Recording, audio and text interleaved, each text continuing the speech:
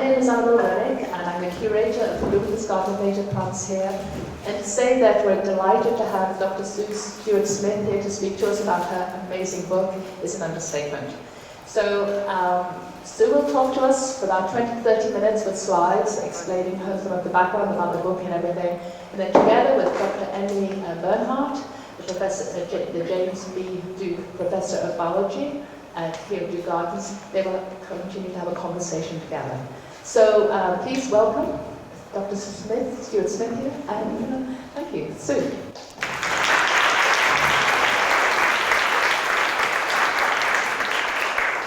Thank you very much, Annabelle, and I'm delighted to be here, and having had a wonderful tour yesterday with Annabelle and Bobby, it's such a beautiful place. I was really blown away by it.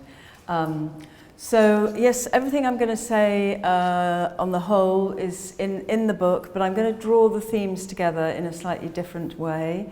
And I'm also going to tell you at the end about a new project that I'm getting off the ground at home with my husband Tom. It's a not-for-profit initiative.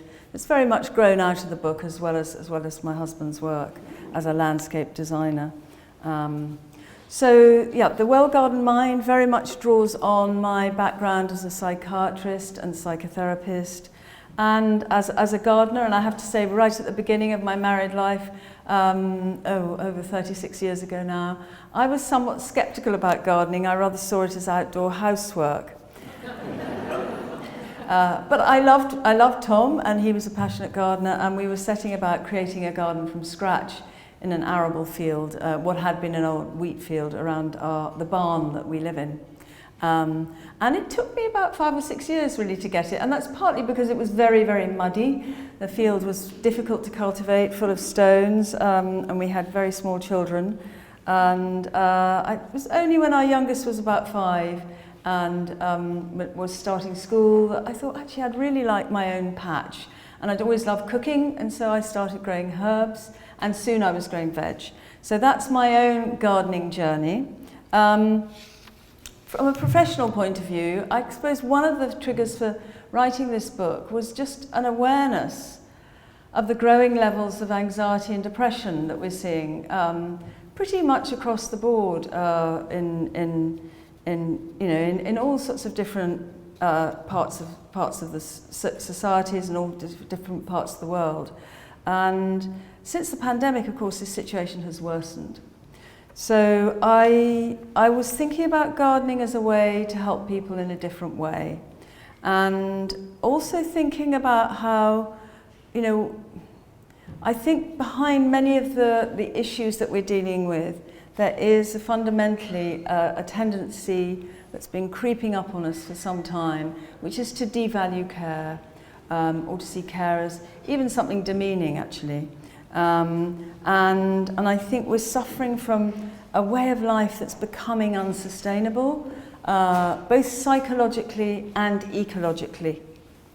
So we've neglected what people need to thrive, as well as what the planet needs. And alongside all this, we've witnessed an erosion of community and a growing disconnection of people from nature. Now, the book weaves together all sorts of interests that I have in anthropology, literature, psychology, philosophy, and also, very importantly, case studies. I interviewed a lot of people on different projects around the world, and some of their stories appear in the book. But I also draw on my own gardening experiences, and the first slide is going to be about that. So it was cultivating things from seed that really got me into gardening. I still find it sort of almost magic, I think, just watching the germination of seeds, how all that new life is packed into something so tiny, and how in 3, 4, 5 months' time, you can be harvesting a giant pumpkin or looking up at a very tall sunflower. And it all started with this tiny, tiny little pebble-like thing. Gardening is intrinsically forward-looking, and we see that most of all when we sow seeds. This ability to look forward is something that really marks us out as a species, our ability to plan and anticipate. And when we lack a sense of future, we lose motivation and we lose a sense of purpose. And gardening can be a very simple way to give people back those fundamental necessities of mental health. We saw it at the beginning of the pandemic. You know, there was a run on seeds. There was, in the UK, some of the garden centres ran out of seeds. I think it was the same here. You know, gardening was one area where people could shape a little bit of their lives. They could look forward to something. And after all, at that point, the spring of 2020, which is when the book came out, you know, we were full of dread and fear, and anything we'd been looking forward to had been cancelled, indefinitely postponed. So this very simple effect is something that translates very well into helping people with anxiety, depression, post-traumatic stress and so on, because in all those conditions the future is very problematic. It's often, you know, conceived of in a negative way and fearful way. So the seeds, I think, really, they can do so much for us. And you know, sometimes when people who haven't gardened before ask me how to start, I just start sowing seeds. And the other thing that's very important at this point in the 21st century is that, you know, we live in a culture now where we can do so many different things at different times of day, different months of the year. We have everything fast as possible, speed, dating, next day delivery, so on. And when you work in the garden, you have to work at nature's pace. You can't speed it up, you can't slow it down, and you have to work within the structure of the seasonal calendar. Now I'm going to show you where those seeds were destined for. This is our vegetable garden at home. You may wonder where the veg is, but it's in there somewhere. There are some runner beans climbing up the poles. There's some lettuces hiding amongst the poppies. So this is how I like to garden. I sowed many of these annual flowers probably 25 years ago, and they just keep returning, and I truly celebrate that. I do sometimes remove some of them because they come up everywhere, but I try and leave as many as I can for my own pleasure in the beauty, but also for the pollinators. And you know, I think this for me is quintessential to how we can garden. I feel I do a little bit, and then nature does a bit, and then I respond to that. And it took me a while to realise that fundamentally gardening is a relationship. You know, we can easily think of it as an activity, and that's how most of us understand it. I thought of it like that for a long time. But actually, we're kind of entering into a sort of dialogue with nature, you know, a non-verbal dialogue, obviously. And, you know, gardening is one of the areas where we really can do something about the planetary crisis that we're living in. You know, gardeners can do a huge amount to sustain wildlife, increase biodiversity, and particularly support help the dwindling insect populations. So the way I see it is that gardening is what happens when two creative energies meet: human creativity and nature's creativity. Garden is also somewhere where we can be destructive, and we have license to be destructive, and that's very important. You know, we can let off negative energy, you know, digging, cutting back, pulling up weeds. It's all in the service of growth, and it's all necessary. The garden is also somewhere where we benefit from all the beneficial effects of being within nature, within a green environment. Gardening is a form of green exercise, as it's come to be known, which includes obviously hiking and other activities outside. But just in summary, you know, what the research shows is that in these situations, our blood pressure reduces a bit, our heart rate comes down a bit. You know, this is much healthier for us. Nature has an anti-stress effect on us. Those effects happen within minutes. The lowering of our stress hormone cortisol typically takes about 30 minutes, which isn't that long, and is obviously a very important effect. Being out in nature has also been shown to replenish your cognitive functioning, reduce stress, and improve mood. So these are all benefits that gardeners sort of get thrown in, if you like, alongside the growing and tending of their plot. Now, I want to introduce my grandfather, Ted May. He was a very important inspiration for the book. I grew up hearing the story from my mother of how, after the First World War, horticultural rehabilitation course had given him his life back. So this is Ted in his 60s in his greenhouse with the orchids that he loved growing, and he died when I was 12, and he had a lifelong love of gardening, which originated from this period between 1920 and 1921, when he was learning how to garden and learning how to grow exotic flowers and plants as well. I wanted to find out where this had happened. It's one of the things I set out to do in the book. And I did find it. It took a bit of work because the place pretty much no longer exists. It was on the shores of the Hamble River near Southampton, and actually it was a large country house with lots of outbuildings and a very large walled garden. And during the First World War, it was actually an American hospital. It was being developed as the largest American hospital in Europe. And after the war, the British government bought the site back and developed it as a training centre for ex-servicemen. Now, Ted had been a prisoner of war. He was captured in Turkey in the run-up to Gallipoli. He was a wireless operator on a submarine. And he was lucky to make it home. Something like 70% of the prisoners in Turkey didn't make it home. He was very, very malnourished. My grandfather nursed him, but it was only when he went to Salisbury Court, that's the name of the house, that he really began to regain his strength, both physical and psychological. And my research shows, I visited the remains of the site actually, and there's still some camellias growing there because part of it is now a public park. But the sales particulars of the site from the late 1920s showed that there were 10 glass houses and many of them were heated. And I really then understood why Ted had loved growing orchids later on in life. It was sort of recapturing what must have been the wonder of the beauty and the warmth and light in those glass houses after everything that he had been through. In many ways, the First World War was the beginning of horticultural therapy. It wasn't called that then. It was seen as vocational training.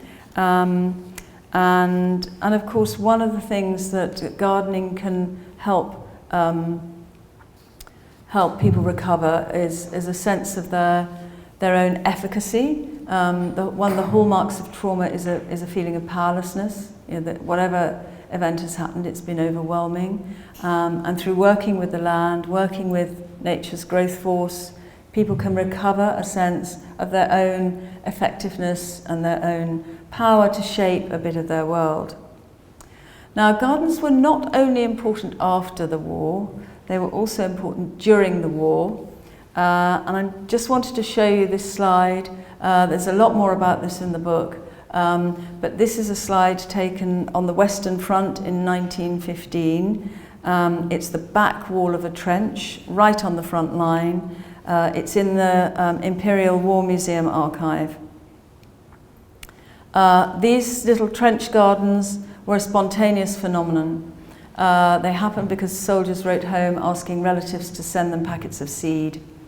And what they wanted were annual flowers, brightly coloured, a bit like my vegetable garden poppies. Nasturtiums were very popular, but flowers that would grow quickly and introduce a lot of colour and beauty. And it's clear from the soldiers' letters that these were, in many cases, these little instances of beauty were a lifeline, psychological lifeline. And also cultivating and creating something, expressing care, was enormously helpful. Our care system in our brain is bound up with our endorphin system, our natural opioids. So when we nurture something and we care for something, we get a little endorphin release. And that brings with it a feeling of relaxation, a bit of pleasure, a bit of a mood boost, intrinsic anti-stress effect. And I'm sure being able to care for something was much more than a distraction for these men. It was really helping them, in their brains to deal with all the stress, trauma and horror that they were dealing with. The man on the back wall there looking at the camera was called Captain Irvin, and records show he was killed 3 months later. So of course many of these men never made it home, but these little gardens did help some of them survive the psychological impact of being in such a death zone whilst they were there. I want to just say a little bit in brief about therapeutic gardens. This is a garden called Bridewell Organic Gardens. It's in Oxfordshire. It's a walled garden. As you can see, it's very, very, very clearly enclosed. We have a lot of these in England. Most large houses, almost all large houses and medium-sized houses in the countryside would have had a walled garden from the 18th and 19th centuries. They were built because, they provided shelter and warmth for the plants, but also for people. And that very effect makes them really good therapeutic gardens. So you can see we've got the wall around the boundary. One of the most important initial steps in the treatment of trauma is establishing a sense of safety. And a garden, the sanctuary of a garden, can be a very, very good way to do that. It's only when people feel safe, they can let their guard down, and they can begin to let new experiences in. Otherwise, with post-traumatic stress, the classic symptom is hypervigilance. The feeling of absolutely scanning the environment all the time for possible threats. Feeling you've got to watch your back and so on. But that can fall away in a garden setting. I also just want to highlight a couple of features of this garden. You've got these productive areas here. These are the raised beds, growing vegetables, fruit cage, glass house, and so on. And then up here you've got the remnants of a former time. These are remnants of formal gardens, but they serve a really helpful purpose in the therapeutic context, because this is where people get into the doing of gardening, and this is where people can simply be in nature. And this balance between being on the one hand and doing on the other is very, very important. Being able to sort of just sit and listen to the wind in the trees, to feel the sun on your face, to smell the plants, all the senses. If you're doing all the time, you don't connect in quite the same way with the natural world around you. And in fact, some gardeners I know, and I used to be like that, really do suffer from being excessively busy in the garden. And gardeners are not always very good at sitting down in their own gardens. And so it's something I always encourage everyone to do. It took me a long time to learn that myself. So this is another slide in our vegetable garden. It's the delphiniums, and I adore the blue of these flowers. And whenever they first come into flower in the summer, I do find myself just having to stand almost captive and gaze at them, sort of drink in that blue. So what's happening when we have an experience like that? It's the sort of transport that we feel from an experience of beauty. And it's as if the boundary of ourself and the world shifts a bit. For a moment, we're at one with that experience, and it brings with it a sense of flourishing. I think many of the feelings of peacefulness and connectedness that people experience in a garden are because we can get such a powerful dose of beauty in a garden setting, and that is replenishing. Now, I wanted to understand what's going on in the brain when this kind of experience is taking place. And I discovered some very interesting research carried out in London at University College. It's brain scan research, so fMRI studies. And the researchers wanted to see if there was like a signature for beauty in the brain, you know, because obviously we can experience beauty in all manner of different modalities, and including abstract beauty actually. And one of the experiments looked at mathematicians who found equations beautiful. That might not be all of us, but it was very important. You know, they used musical beauty, they used visual beauty, so they wanted to look at a whole range of sensory stimulation. And what they found was indeed there is a signature, that beauty, when we feel transported by beauty, the deep emotional centers in the brain are activated. This brings with it a release of serotonin, our feel-good background neurotransmitter, dopamine, very important, energizing, motivating, and also endorphins again. So beauty really is a form of nourishment. And, you know, much like, I think this is what the soldiers on the trenches were seeking to achieve, and I can give you another contemporary example of this. There's a wonderful charity called the Lemon Tree Trust. I don't know if any of you know of it. It started in the US. They build gardens in refugee camps in parts of the world like Kurdistan. And when they were first setting out, I think it's probably about 10 or 12 years ago now, and they were talking to refugees on a field trip, they were really surprised that 70% of what they wanted to grow were flowers for their beauty. And that was in spite of a real need for food in the camps. So we should not underestimate the power of beauty. I think it's only really manifest, its force is only manifest when people are very, very deprived of it. I want to mention a few instances where I think therapeutic horticulture can be very powerful. One is prisons. This is Rikers Island prison, or jail rather, in New York. It's a program run by the Horticultural Society of New York. It's a long-running program, I think over 25 years or more, and it's a very successful program. It's expanded within the jail. And I learnt a lot from visiting this program, and I was very fortunate to be allowed to interview some of the prisoners about their experiences in the garden. I'm going to show you one more slide from Prison Garden. This is San Quentin. This is a project started by a woman called Beth Waitkus after 9/11, and this was the very first prison garden she created. And as you can see, it's a rose garden. And that was very controversial because people said, why should the prisoners have beauty? After everything I've told you about the impact of beauty, maybe you can see that it also has potential to be transformative. And what Beth found was that through caring for these plants, through caring for life really, they began to, people began to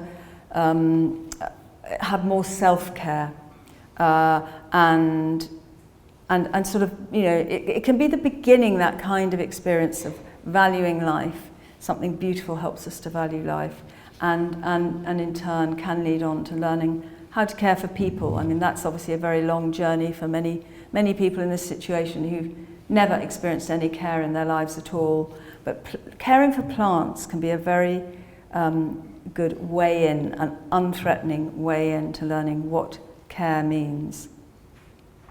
It's also a great boost for self-esteem, actually, seeing the results of what you've done, particularly for people who have fallen, you know, have not done well in the education system.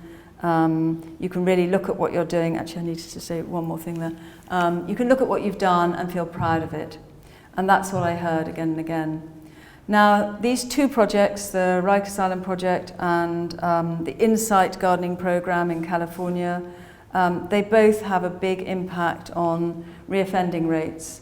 And I think that's largely because they're run by charities that have very good links in the community. The Hort actually has its own green team in the community, so there are internships that prisoners can sign up to take part in when they leave jail. And both these projects have studied the reoffending rates.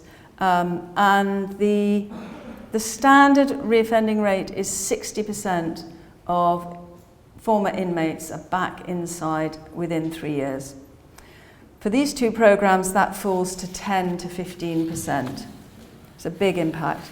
And you know, I think this is because people are most vulnerable to reoffending when they leave jail in the first few months after, because it's hard to get employment and you're just drawn back into crime. So the fact that it's possible to go on and continue learning how to garden is enormously significant in the impact that these projects have. I'm going to mention Freud very, very briefly. He's very important in the book. It's not widely known that he was a great lover of nature and flowers in particular. He'd always loved hiking in the mountains and amateur botanizing as a young man and as a family man as well. But the last 16 years of his life, he was struggling with cancer of the mouth and the aftermath of having part of his jaw removed. He experienced a lot of pain and infections and so on. His doctors forbade him to travel, so he took great solace in a series of gardens in the suburbs of Vienna, which he would rent every year from May to September. He once said, flowers are restful to look at. They have neither emotions or conflicts. And of course, Freud was dealing with a lot of emotion and conflict in the consulting room. And I think this point that he makes is really important. It's a significant thing. You know, we live in an era when we're constantly bombarded by various human communications, email, social media, texts, WhatsApp, whatever, and we're responding. And a large part of our brain is taken up all the time with interpreting these and then wondering if we've said something wrong if we don't get a response. And over-analysing things happens very easily. The garden gives us a break from that. We can be involved in nurturing something, but plants don't have thoughts and they can't judge us. And that was something that the prisoners that I interviewed, many of them mentioned quite spontaneously. They just said they felt such a relief with the plants. They weren't judged. They couldn't be made to feel shame. Yeah, that I think is a very important effect. Now, this is actually Freud, this slide, in his garden bed in London. He brought it with him. It was so important to him. He brought it with him when he escaped the Nazi regime as a refugee in 1938. So as you can see here, he entertained in it, but he also slept in it, he read in it, he wrote in it, and it really enabled him to spend as much time gazing at the garden and at the flowers that he loved. I also think that perhaps it was very helpful for him in facing death. In a garden there's no escaping that things die. And the garden is a place where we can't escape the transience of life, we're surrounded by it, but we also have a sense of the continuity of life. And having these two things in balance can be enormously consoling for anyone facing a life-threatening illness or anyone who's been bereaved. It's why gardens are so helpful in hospices and in hospitals. I'm going to show you one example of a very important hospital project in the UK. This is the Salisbury General Hospital Spinal Injuries Unit. It's in the west of England. And we have 11 centres, spinal injury centres, and until this charity started making gardens in 2012, none of them had a garden. The only outdoor space that patients could be wheeled out to was the car park. My husband Tom actually designed the fifth garden that they made near our home in Stanmore. It's the National Orthopaedic Centre. This is the very first garden that the charity made. And they really pioneered the way to be able to bring patients out into the garden, especially smooth paths, so that beds and wheelchairs have no problems navigating and getting out into the garden. And this is transformative, really. We know from research that I quote in the book that when patients in hospital have a view of nature or plants in their room, that they need less pain relief, they're less anxious, And some of the studies have even shown that people are discharged home a day earlier or significantly earlier than the control group were. Now, I'm going to end by just saying something about community gardening. This is a project run by the Chicago Botanic Garden. It's called the Windy City Youth Harvest, and it's a project that had a big impact on me when I visited it, and I took part in some of their sessions. So it's a project that enrolls at-risk kids, and they come after school from May to October and during the summer vacation.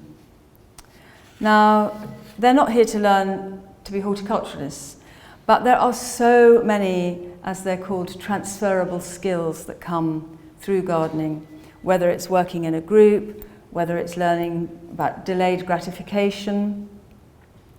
It's also very esteem building. You know, these kids may have never been praised for anything in their lives, but they, you know, they can sell the produce they've grown in the market. They can really feel they've contributed to something.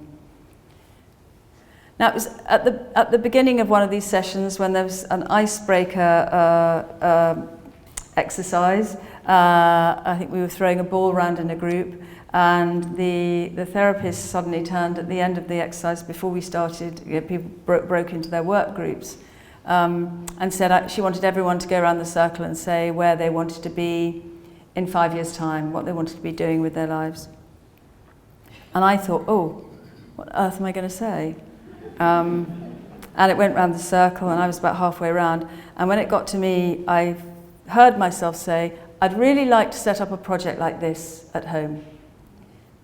And I thought, where did that come from? It's not that I didn't mean it, I meant it, but I had not actually really articulated it to myself. So I'm just going to show you a few slides of what has come out of that, and very much in collaboration with my husband and my son, who's an architect, Ben Stuart Smith. I'll just talk you through this quickly, and it's something we can always discuss a bit more later on. So this is in an old orchard near our home. We have vegetable plots here, which during the pandemic, which is just when we created these vegetable plots, our neighbours, we ran it as a small community garden. They're now plots for schools to use. Our local schools come and use them. And this is a plant library. It's something that Tom and his design team have established. And it's a wonderful resource of something like 1,500 different herbaceous perennials, all set out in grids. And we have QR codes so people can actually see what's in each plot. This is our building, which was finished in June. We opened in June, designed by our son. It's got hempcrete walls. It's got an unfired clay floor. It's a wonderful space. It's also a carbon capture building, and we let local schools use it. But we also run workshops and hold income-generating talks and events there. We're a not-for-profit, so we do need to generate some income. This is a nursery at the back, a plant nursery. We're in collaboration with a charity called Sunnyside Rural Trust that helps young adults with disorders like autism and Asperger's and so on, and they help through horticulture. They have 3 projects in our county, and this will be their 4th. It's opening properly very, very soon. So we're very excited about that. They will actually be propagating plants from this plant library, and they'll be able to sell them at their own base near us in Hemel Hempstead, but also grow some things to commission for some of Tom's clients. I just want to show you how we made this. So this is in 2021, setting out the plant library. You can see the grids there. We had a great team of volunteers who helped us. This is what it looked like that summer. And then these are the veg plots. A couple of summers ago now, we had a really wonderful hot summer, and the sunflowers. This was our local youth counselling charity planted this plot.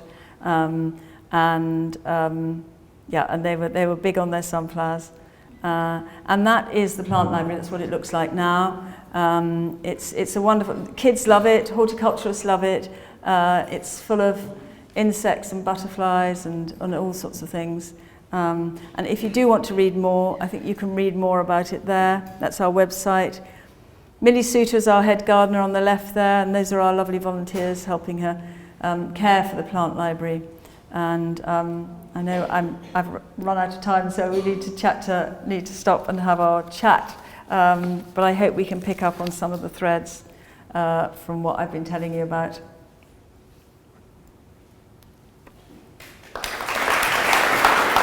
This public conversation with you and the excuse to read a really wonderful book that taught me a lot and made me just think even more about what I get out of getting my hands dirty. I'm an ecologist and I teach ecology to Duke undergrads and spend a lot of time thinking about how the natural world works. It's hard to hear you. It is hard to hear? Yes.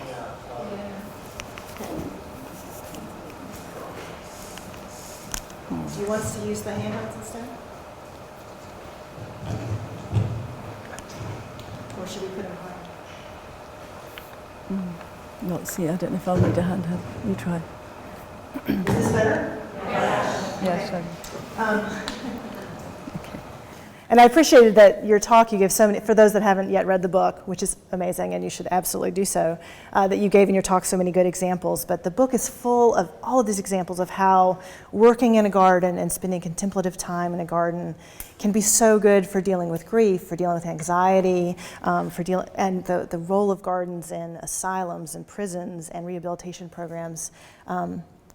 It's really beautiful, and you've got so many great examples of proof that this is really an effective way of treating people with care, with all kinds of positive effects. And I'm just curious, what are the ingredients of effective green care, and what's needed to make these kinds of programs more widespread? Let's start with the first one. Can you hear me as well? Yes? So just shout if you can't. So I think there are many different ingredients. I think fundamentally a garden is a cared for space.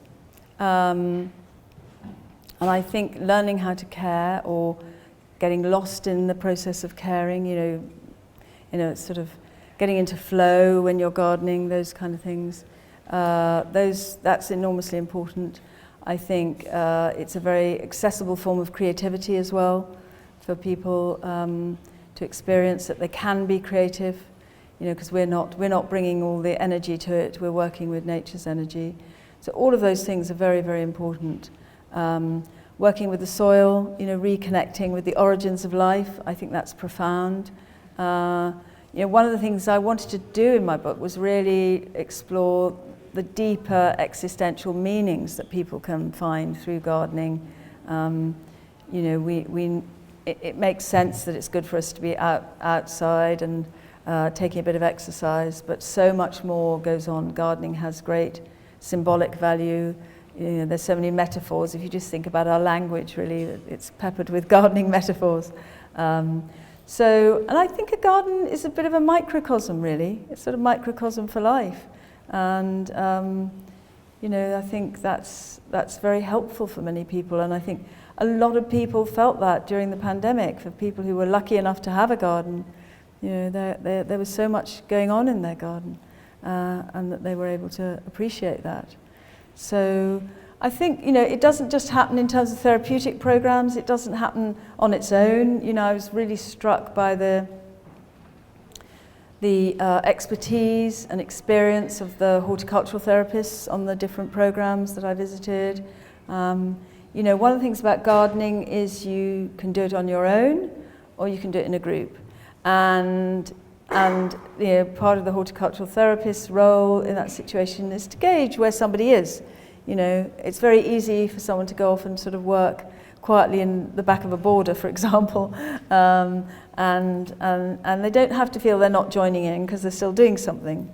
So gardening can be very flexible in that way, but there's also great scope for collaborating, working together, and having a focus like that.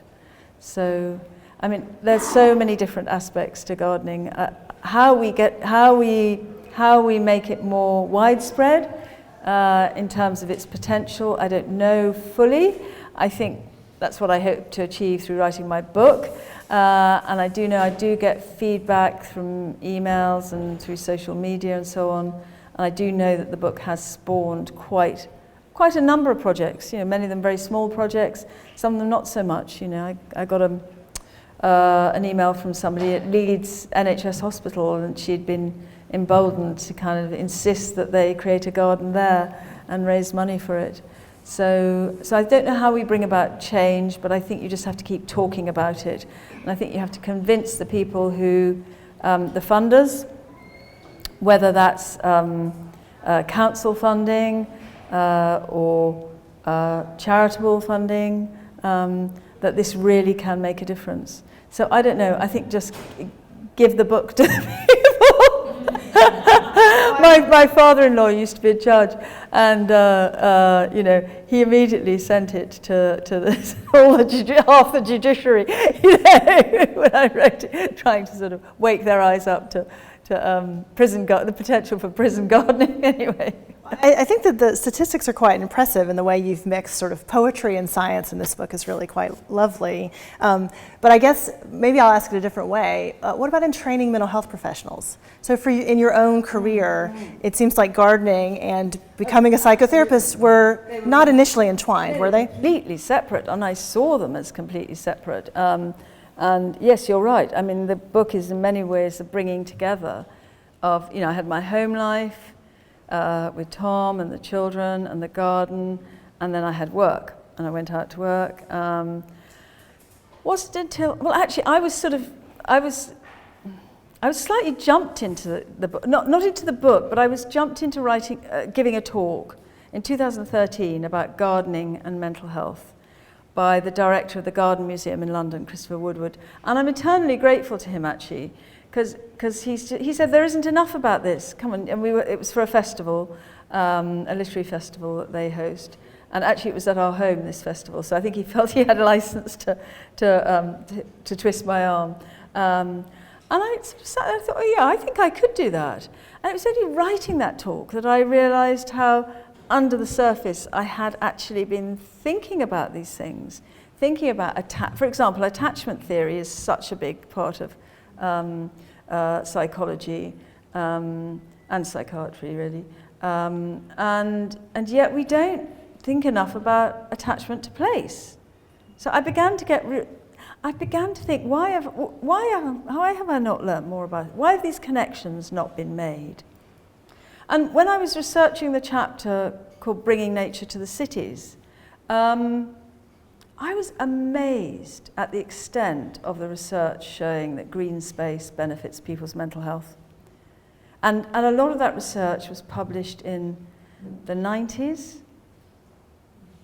Great studies in Chicago, for example, in social housing, Philadelphia, on greening vacant lots and so on. Big impact on violence, on gun crime, and on mental health and stress levels.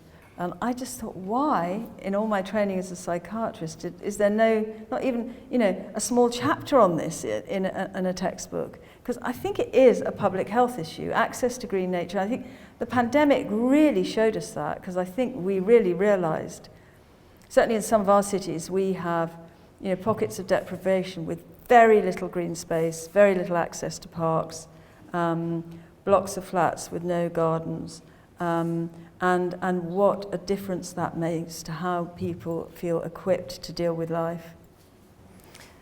So if you could reimagine your own career trajectory, could you imagine how you might have brought these things together earlier in your training, or what we might be thinking about in terms of how we train the next generation? I think it's certainly now, with the climate crisis and the ecological situation, and I think, for example, eco-anxiety is increasingly taught and thought about, as it should be. I think we absolutely should be teaching this. And actually in schools as well, I think, about how to care for yourself, how to care for the planet, how to grow food. I think these are things that every human being should know. Right. And you've given these examples of people who are in sort of extreme stress, a war zone, mental health crisis. But of course, you also give lots of examples in the book of just the garden as refuge for you during times of stress or burnout or grief. I'd love for you to just share with everyone here where you go in your garden when you feel anxious or stressed? That's an interesting question, because actually it used to be my vegetable garden, but Tom's design studio are now occupied. It's a beautiful studio for them. It's a series of outbuildings where I wrote the book, and it looks onto the vegetable garden. And so during the week, they're all working in there with big windows. So I don't go there as much as I used to, but I do at weekends. So I think now I tend to go to the wilder parts of the garden, interestingly. And I do think I've come to value those more. We have a lovely pond, which feels very wild, which we made about 10 years ago. In spring it has lovely orchids on the banks, which just seem to proliferate there.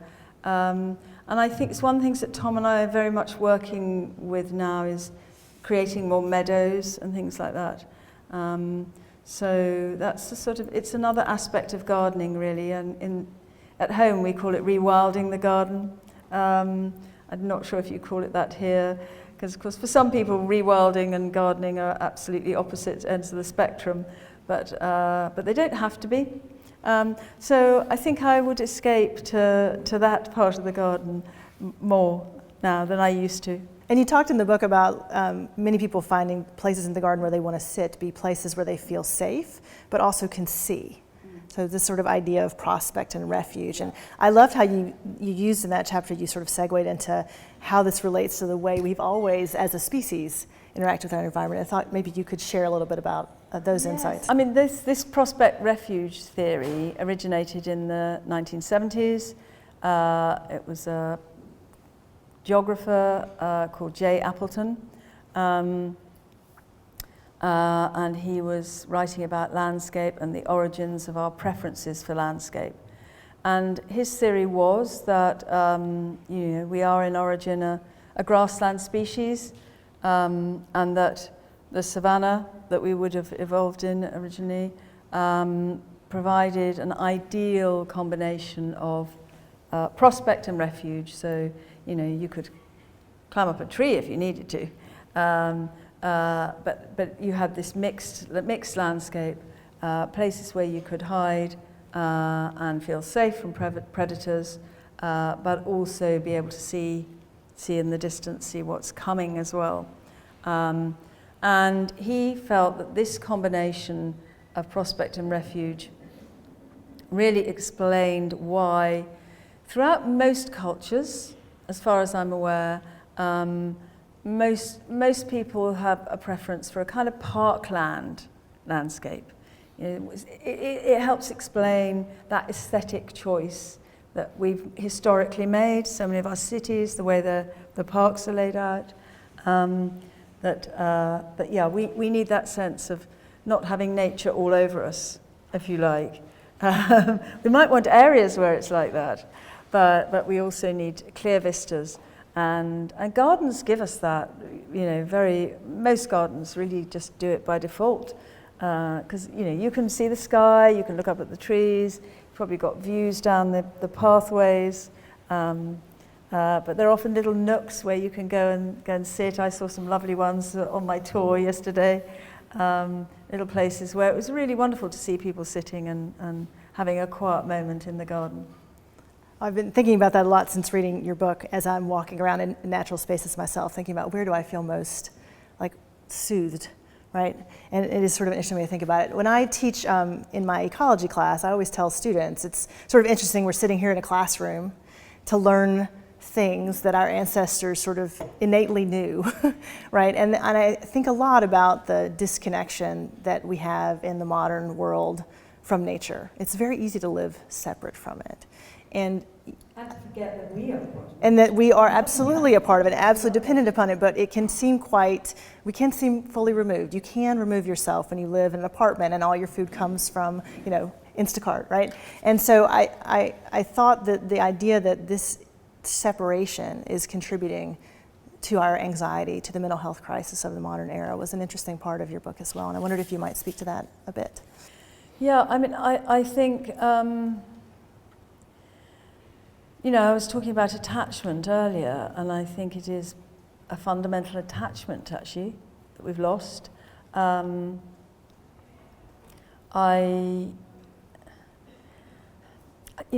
One of the issues is that for many people, nature's become alien and a bit intimidating. So they don't feel at home in nature. It may have been our ancestral home in terms of prehistory. So we really have to think carefully about how to help people recover that. It doesn't always follow automatically. So I think in terms of, I suppose it's one of the reasons why Tom and I, one of our priorities in our project is to work with schools and school children, so that it's not daunting to put your hands in the dirt, as it were, to understand where your food comes from and have the pleasure of foraging for food in your own garden, if you like. So I think that separation from nature does cause us a level of existential distress that we don't recognize. And how we heal that collectively, I think the first thing is we have to acknowledge it, that it's there, and do everything we can to shift that. Let's talk about soil. I learned a lot of new wonderful terms from the book, and I had not heard the term geosmin, the smell of wet soil. I think. Well, that's a really good example of our kind of, our evolution, and so many of these responses are the brain and the body, our physiology is primed to respond to so many natural cues. We evolved in the natural world. If we deprive ourselves of it, we're depriving ourselves of things that regulate our well-being. The smell of geosmin is like that smell of soil after rain. And it's a very pleasurable a very pleasurable smell. Not everybody, I suppose, but most people really love it. And they find it calming and soothing, and it is. And that's because it was a really important signal for our hunter-gatherer forebears. This is a good place. This is a good place to be. This is, somewhere where life can flourish. So these kind of green, flourishing landscapes. Flowers tell you that fruits are going to follow. There's so many reasons why, in evolutionary terms, that we might respond in this way to these kind of cues. And also share a microbiome with the natural spaces. The microbiome is, of course, increasingly, I try my best to keep up with the latest research, and I think that's a very, very exciting area of psychobiology, as it's sometimes called, because it's clear that, issues with our gut microbiome are very implicated in a number of physical health disorders and diseases, but also in terms of mood regulation, they can have a very big impact. So I did come across one study. I really searched for this, and I came across an Australian study that showed that gardeners had a more varied and complex microbiome because of their handling of the soil with all its microbial life within it. And that's what we need to be healthy. We need this complexity, we need this variety. There are also other studies looking at the impact of one particular strain of soil bacteria, Mycobacterium vaccae, which when we inhale it or ingest it a little bit, has the potential to release serotonin. They haven't yet, they've shown this effect in the lab. I don't think it's yet been quite rolled out to humans, but many people think that is why people feel a bit of a mood boost when they smell the soil and work with the soil. Well, it's really interesting to think about the fact, of course, it's very easy to see. You get beauty, you get food from a garden, but the idea that you might actually also be sharing your microbiome in this really interesting, connected way, I thought was really beautiful and very worthy of study. It's very important, actually. We can't ignore those kind of things anymore. I thought the most striking statistic that I read in your book was when you said that the average child in the Western world spends less time outside than a maximum security prisoner. Yeah. How did we get here, and what are the impacts of this? Yeah, so it's 30 minutes a day. That's what a maximum security prisoner is allowed. And of course that probably isn't in nature, it'll be in the exercise yard, but at least they're able to move outside and get sunlight and so on. And it's true that many kids actually get, much less than that, really don't go outdoors at all in some cases. So, what do we do about that? I think it's really difficult. I think in the UK, some schools are really looking at not having smartphones at school. And the reports coming in about that is sort of observations that, the children are playing at recess. They're out there. They're playing with each other. I hadn't seen that going on for ages. So it's about giving children back their childhood, I think, as well. And gardens and nature's just the best place to play, isn't it? You can make dens in the bushes and clamber about, and all these kind of motor skills that kids need to develop. We're a mammal, and if you look at all mammals, the juvenile phase of development is all about exploration and play. And it's not about looking at that, So I think we've got to bring that back into education for a start, really quite urgently, because I think it is a major deprivation, actually.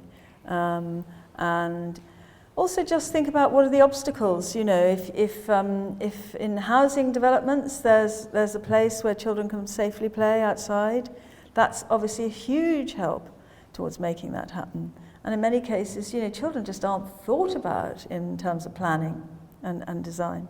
Children in urban planning. Yeah. And I think it's really, and having small neighborhood parks, having more of them, because they need to be very close to where people are living. Yeah, and you have lots of great examples of cities that are finding creative ways to do that in the book that I think are wonderful, and I hope will catch on in many more places. And before we sort of move over to audience questions, here we are in this beautiful Duke Gardens on the edge of this major university, and when I interact with Duke students, I'm always surprised by how few of them actually even come to the gardens, much less go out to the Duke Forest or spend time off campus. How do you think, if we want to get our students to do this, how do you think universities can be leaders in getting people more regularly in contact with the natural world? I think at home I give an annual lecture to students at King's College in London, which is all about, it's about nature connection and gardening. So it's not about getting them gardening, but it is waking them up to some of the things we've been talking about how getting out into nature can help you regulate stress, revitalize your cognitive functioning and so on. So I think, first of all, it's about making sure everyone is aware of that. I think also there's this, at home we call them green prescriptions. So if people could feel more licensed to give students who are struggling a green prescription, if counsellors could do that, doctors could do that.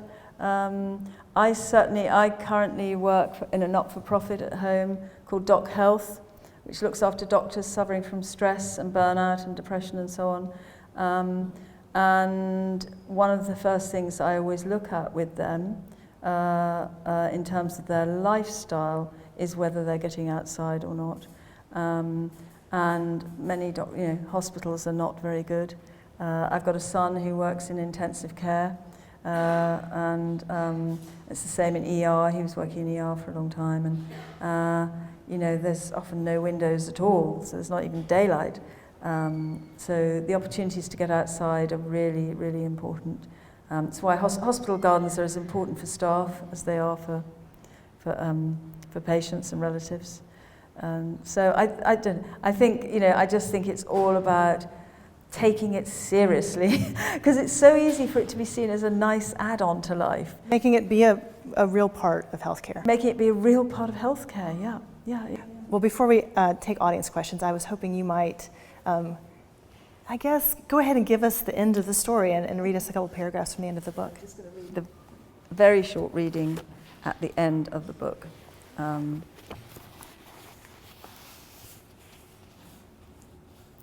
In this era of virtual worlds and fake facts, the garden brings us back to reality. Not the kind of reality that is known and predictable, for the garden always surprises us, and in it we can experience a different kind of knowing, one that is sensory and physical, and which stimulates the emotional, spiritual, and cognitive aspects of our being. Gardening is in this sense simultaneously ancient and modern. Ancient because of the evolutionary fit between brain and nature, and also ancient as a way of life that lies between foraging and farming, that expresses our deeply inscribed need to attach to place. Modern because the garden is intrinsically forward-looking, and the gardener is always aiming for a better future. Cultivation works both ways. It is inward as well as outward. And tending a garden can become an attitude toward life. In a world that is increasingly dominated by technology and consumption, gardening puts us in a direct relationship with the reality of how life is generated and sustained, and how fragile and fleeting it can be. Now, more than ever, we need to remind ourselves that first and foremost, we are creatures of the earth. Thank you.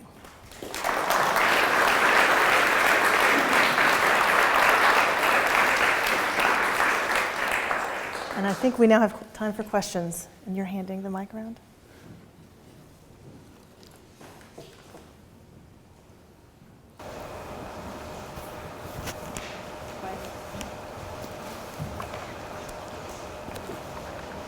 So, do we have any questions? I'll ask one. So, would you talk about grief in gardens and restoring oneself through doing the work and visiting gardens or whatever that might be?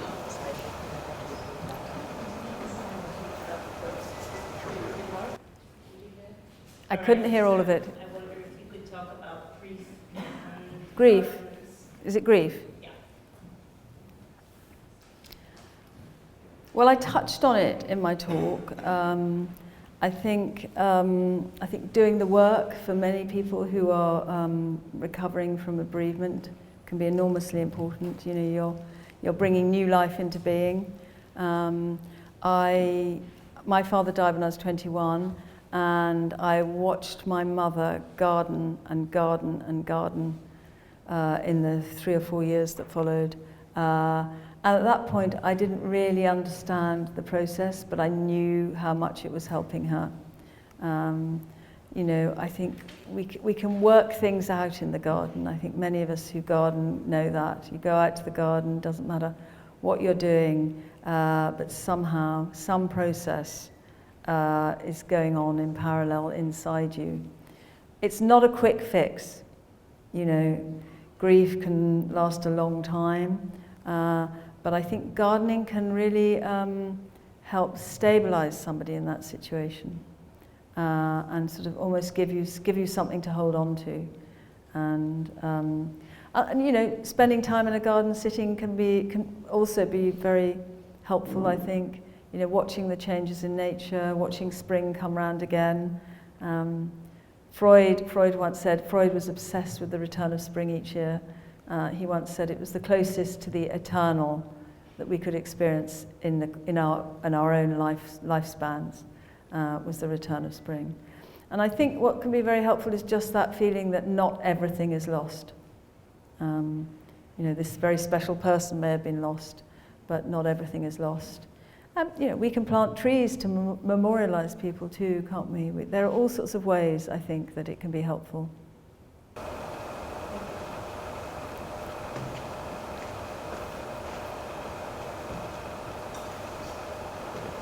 I was just wondering, what recommendations would you have for college students who are probably, like, we're very busy, always doing something. How do you find the time to have that exposure to nature? And even if you're like in a big city and it's not readily accessible to you, what do you recommend for getting that exposure or a simulation of that, like in houseplants or being by window, getting just general nature exposure? Yeah. Well, I think first of all, getting some daylight first thing in the morning is really, really important. Everyone will tell you that. You know, it helps regulate the brain and you know, our neurotransmitters. So daylight's really important for serotonin. So I think it's about having some kind of understanding how fundamental it is, and somehow building it in, because the truth is that you'll study better if you build it in. You don't have to spend hours in a garden. Houseplants, I think, can be great. Yes, having a view from a window, having light on your desk, but having breaks and getting outside. Even mini breaks have been shown to have quite a big impact.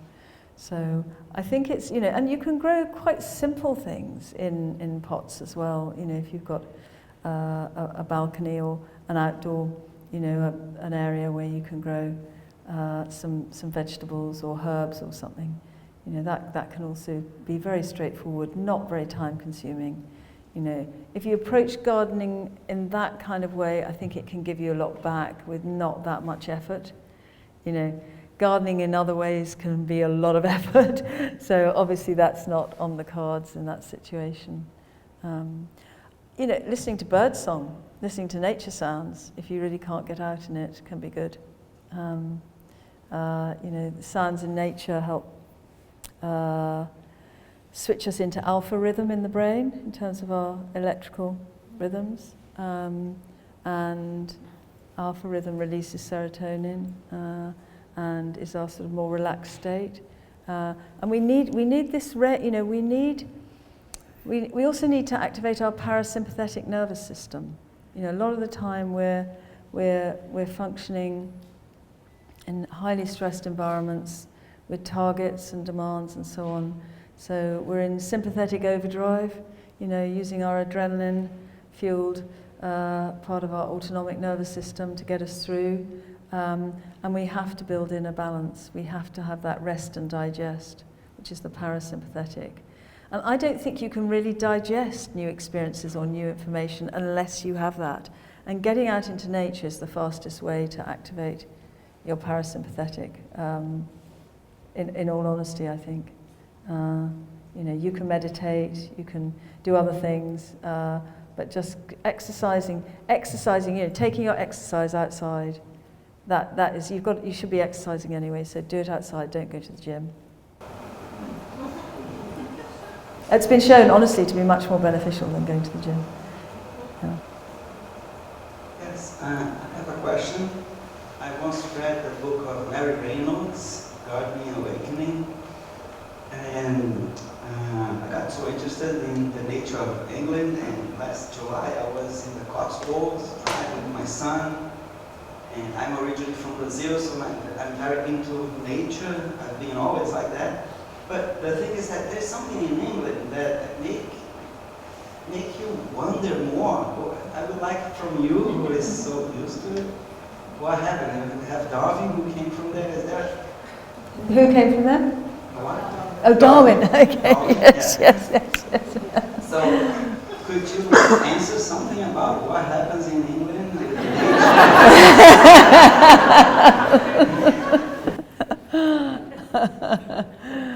I don't know. I mean, we have a very, very long culture of gardens and gardening, and we never lost it, I think. You know, it goes back to medieval times and before.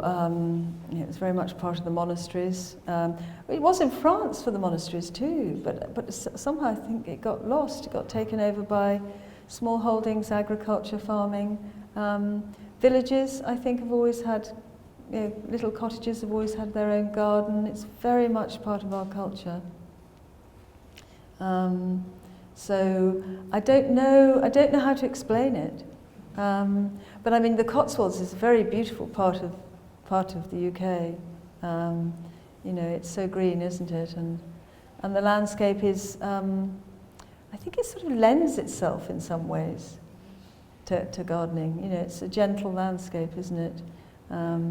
And yeah, it can be difficult to make a garden from scratch, but not nearly as difficult as in other parts of the world. So that may be part of it. I don't really know. Gardening peer pressure? Do you have gardening peer pressure? Like we have peer pressure here to keep your yard a perfect lawn. Yes. Well, actually, do you know, that's very interesting in relation to rewilding your garden, because there is peer pressure with neighbours and so on. We have something called No Mow May. It's a movement. I don't know if it's come over here yet or not, but it's about trying to stop the councils mowing all the verges in May, because that's so important for the flowers that will support the pollinators. And the same in people's back gardens. But I saw a really good thread on Twitter. This is quite a while ago, before it became X, so it was a few years back. And people were saying, I'm letting my grass grow, but all my neighbours are complaining, you know, the garden looks neglected or unkempt. And somebody wrote that he'd found a solution. And the solution was to mow a sinuous path. We tend to have, in London particularly, and the cities, long, narrow gardens.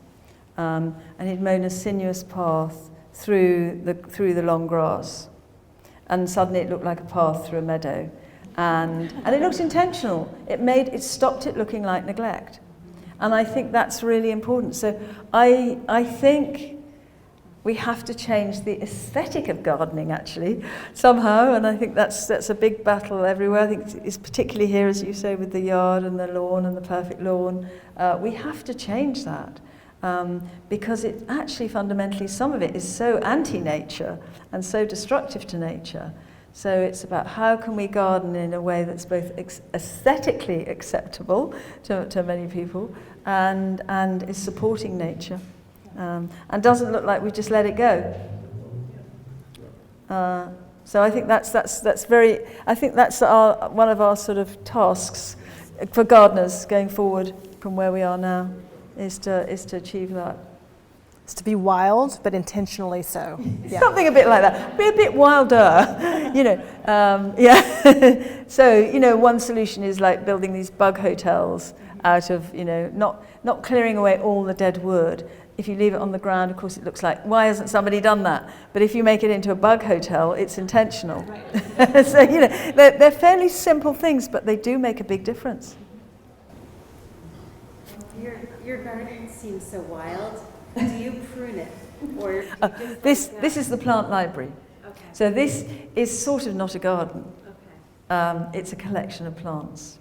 And it is laid out on a grid, and the plants have to be contained within their space. They're not allowed to encroach. And that's because, you know, they're specimens. So it's different to a normal garden. And in that sense, it's not really a design space either, although it is partly designed. But no, that's why our wonderful team of volunteers are so important, because they help us keep. You know, some of the plants stay within their little metre square very happily, but some of them don't. They want to take over. So it is different, but you know, this is kind of, if you look at some Pete Outdoors planting, you know, new perennial planting, the difference would be that he wouldn't have so much variety in it. There's a huge amount of variety here, and that's the intention of this. It's a place where horticulturalists can come and learn, garden designers can come and learn, but also, you know, school kids can have fun in it too. But if I can pick up on your question, your vegetable garden has so many flowers in it. It does have so many flowers in it, yes. Does it reduce the amount of vegetables you get out of it to have that many flowers? Well, you know, no, because it makes that more stuff gets pollinated, I think, actually. So I don't have any problem with productivity. But, you know, I don't know. You know, I mean, I think, you know, maybe somebody needs to do a trial on that. You know, one of the big trends at home at the moment is no-dig gardening. So our veg plots in here are no-dig. And Charles Dowding, who's the great exponent of no-dig, he runs plots in parallel, ones that he digs and ones he doesn't dig. And undoubtedly the no-dig plots where the soil structure isn't disturbed, the mycorrhizal fungi allowed to form their networks, they are more productive. It's not the other ones aren't productive, but they are more productive if you don't dig. So my question is about serious mental illness. of gardening. And so I'm a psychiatrist here at Duke, and in our inpatient facility, we're lucky enough to have a lovely garden. But I wonder, in your research for this book, what you found about benefits of gardening for people with psychosis or mania, or these more, here what we call severe mental illness. I haven't found any research that is, as it were, disorder-based. And I think one of the, it's very difficult, isn't it, to do, I mean, there are case studies. There's a case study in my book of a young man with a psychotic illness. And he found the garden very soothing. You know, he trusted the plants, he didn't trust people. That point I was making about plants can't sort of, criticize you or judge you and so on. So I think there are many sort of case studies you could come up with, but quite how you do a trial to demonstrate it is very difficult. And in truth, you know, any therapeutic horticulture program needs a range of people in it, not to have everybody with psychosis in it. So you see what I mean? You couldn't, because we know that's how therapeutic communities work. Is you need people at different stages of their recovery, and you need people with different illnesses. So I don't think there's an easy answer in terms of proof. I think the proof has to be in the doing of it. There's a wonderful therapeutic garden on the outskirts of London. You've probably heard of the Maudsley Hospital. Yeah. Well, the Bethlem and Maudsley is the outpost. It's the original Bethlem Hospital in sort of outer London towards Kent. And there's a walled garden there with a fantastic programme within it. And, absolutely people are inpatients and they go there and they garden. If you go back to the history of the asylums, Benjamin Rush in the US, William Tuke in the UK, it was observational, but they could see the difference it made. I think it was Benjamin Rush even, he had a little bit of a comparison group because many of the people who were working in the gardens were working towards their paying for their stay in the hospital. Whereas the wealthier patients didn't need that. And he noticed that people who were working because they needed to, in order to pay for their keep, were actually getting out of hospital sooner than the ones who were, as he said, languishing indoors. So I don't know.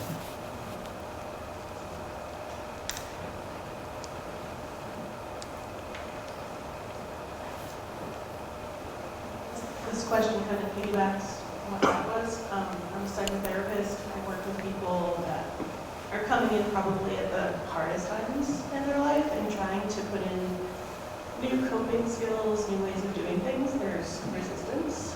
So I was wondering in your research if you found that there were certain things that people, I guess, got the best bang for their buck in the sense of, was it putting their hands in the dirt? Was it walking in a forest? Was it sitting in the garden? Was it planting things? Was it sowing seeds? Was there something that had more benefit to start off? Because so often people are getting new coping mechanisms, and if they don't feel that instant connection or benefit, they're not going to keep with it.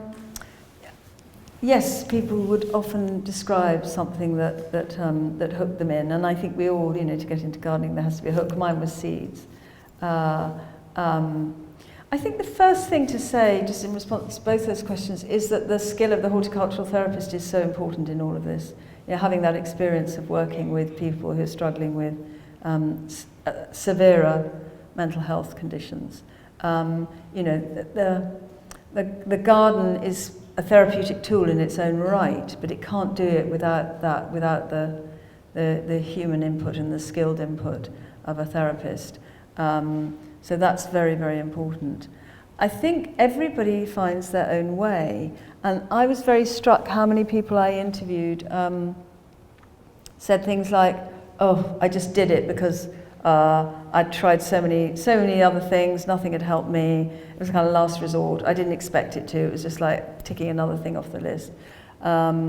Or, you know, that they'd been nagged into doing it and felt they should go along.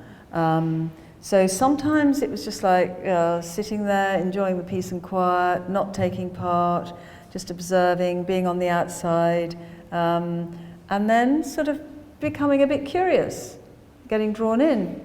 There's a young woman who I interviewed on an addiction program in Italy who hated the garden, hated her job. She was actually working in a nursery, hated it for months and months and months, until she saw a cactus plant languishing in the corner, and she sort of decided to adopt it. And then it flowered, and then everything was transformed, you know, and she really got into it, you know. And, you know, she couldn't see beauty anywhere until she'd actually found her own way through that. So it's not like writing a prescription. Well, you know, actually the truth is I was going to say it's not like writing a prescription for a drug, but the truth about psychiatric medication is that people respond to it very idiosyncratically, you know, actually. And the benefits are not nearly as high as they should be.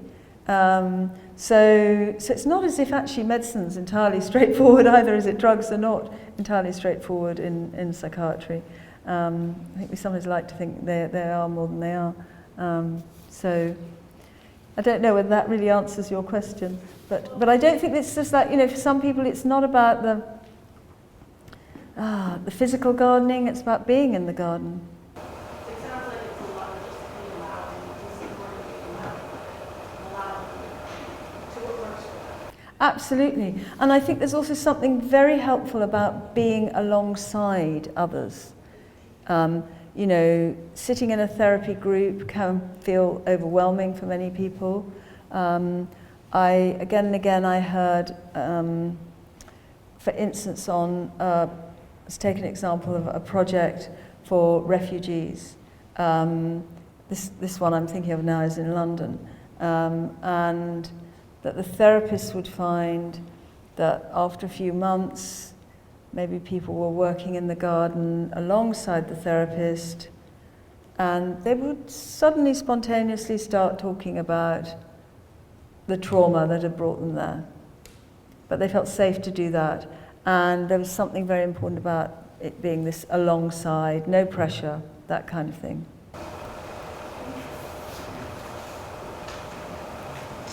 Oliver Sacks has used music as therapy. Do you view your book in a similar light to have therapeutic effects on people? Well, I quote Oliver Sacks, because actually the full quotation, he says, is the two interventions that he has found helpful in neurological illness are gardens and music. So he used to take his patients to the New York Botanical Garden. So gardens were really important for Oliver Sacks as well as music. I'm not a comment. This is just a comment in maybe responding to grief and dealing with grief in the garden. It always amazes me how I could go to the East Center, collect some smelly soil, and grow something which is very, very beautiful. So out of darkness comes sunlight. Yeah. I think it's about that cycle, isn't it? Of darkness to light, of winter to summer, and so on. It is the cycle of life, and I think in a very profound way, when you garden, you're part of it. You take part in it. You know, you're not just observing it. I think that is probably. Do you want one more question? I just wanted to share a resource with the mental health professionals. They may already know about it, but before I do that, I wanted to say I recommend your book to every person I possibly can. It's wonderful and speaks a lot to the benefit. But y'all may already know about this, but the farm at Peter Lane, okay, they specifically work with people with persistent mental illness. But can you say it a bit louder?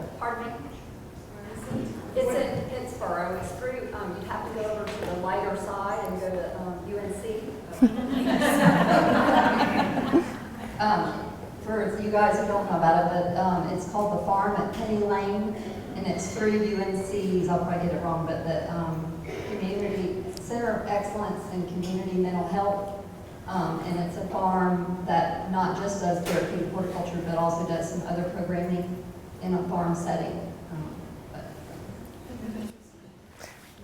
I want to thank you for a wonderful conversation and a wonderful book, and I hope if you haven't read it, you will. And I would love to prescribe for all of us that we go for a walk and smell some dirt today. I'm going to do a book signing if anybody wants their book signed, so I'll be over there. Yeah, okay.